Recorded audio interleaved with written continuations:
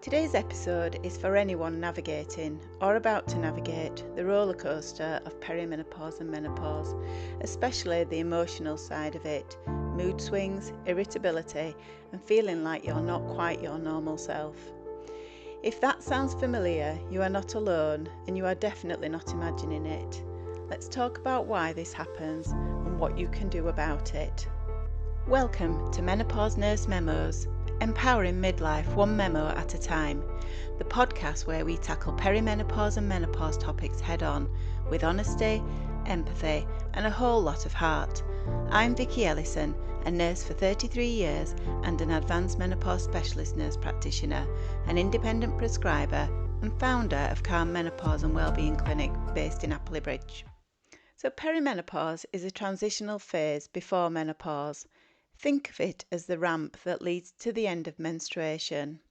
It usually starts in your 40s, though it can begin earlier or later, and it lasts several years. You officially reach menopause when you've gone 12 months without a period. During perimenopause, hormone levels, especially estrogen and progesterone, fluctuate wildly. It's not a steady decline like going down an escalator. It's more like a roller coaster, up one day, down the next. And guess what? Those hormones don't just affect your reproductive system, they affect your brain, your nervous system, and yes, your mood. So let's get into the why.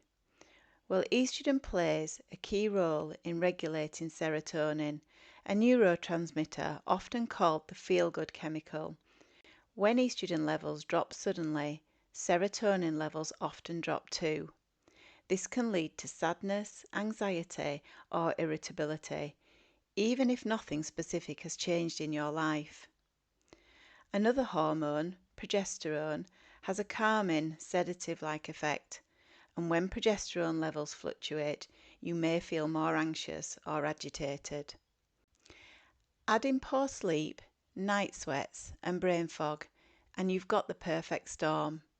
You are not just moody, you're exhausted, confused, and possibly dealing with other midlife stresses like aging parents, work burnout, or kids leaving home.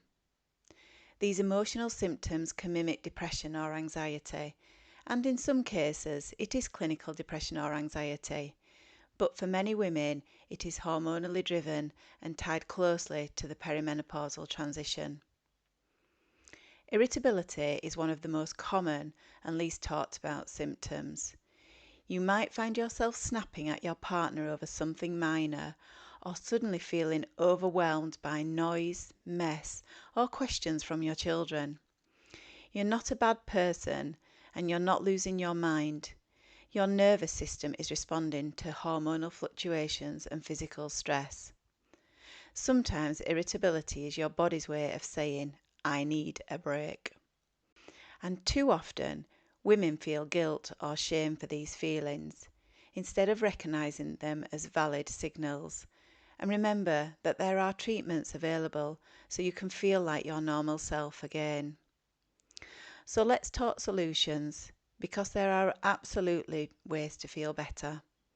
You need to know your cycle. Track your symptoms and your periods.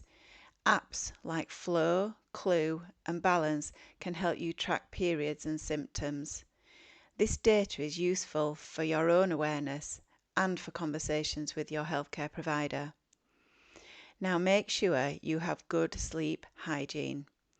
Hormonal shifts can wreck sleep, and poor sleep makes mood swings worse. Try consistent bedtime routines, avoiding screens an hour before bed, and limiting caffeine and alcohol. Having a good nutritional balanced diet can reduce fluctuating blood sugars, which contribute towards irritability. Focus on protein, healthy fats, and fibre to stabilise your energy. Avoid processed carbohydrates and sugary spikes. And keep your body moving. Exercise is a natural mood stabiliser. It increases endorphins and helps regulate estrogen. Even a brisk 20-minute walk can improve mood.